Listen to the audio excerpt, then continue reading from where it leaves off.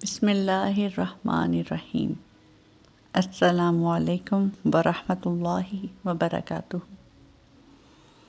اللہم صلی علی سیدنا محمد۔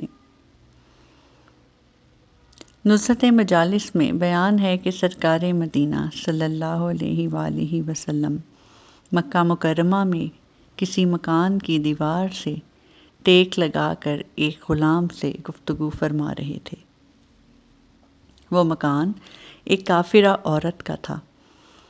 جب اس نے آپ صلی اللہ علیہ وآلہ وسلم کو دیکھا تو حسد و نفرت کے باعث اپنے مکان کی تمام کھڑکیاں دروازے بند کر دیے تاکہ نبی پاک صلی اللہ علیہ وآلہ وسلم کی آواز اس کے کانوں میں نہ جانے پائے۔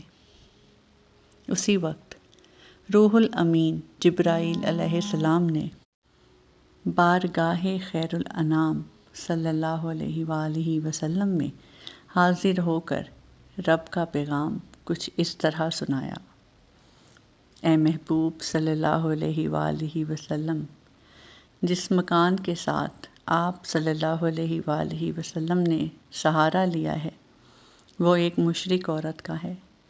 میں نہیں چاہتا کہ اس مکان والی اب جہنم کی آگ میں جلے۔ اس مشرکہ عورت نے گھر کی کھڑکیاں بند کی ہیں مگر میں نے اس کے دل کی کھڑکیاں کھول دی ہیں۔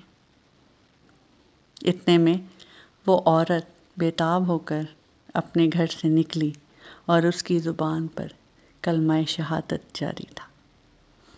پیارے دوستو، جس نبی پاک صلی اللہ علیہ وآلہ وسلم کی رحمت کا، برکتوں کا یہ عالم ہے کہ مشرکوں پر بھی اتنی عنایتیں ہیں، تو آپ خود سوچئے کہ اس رحمت للعالمین کے صدقے سے آپ صلی اللہ علیہ وآلہ وسلم کے چاہنے والوں، ان کے امتیوں پر کتنی رحمتیں، کتنی برکتیں اور کتنے خزانے اللہ پاک نازل کرتے ہوں گے۔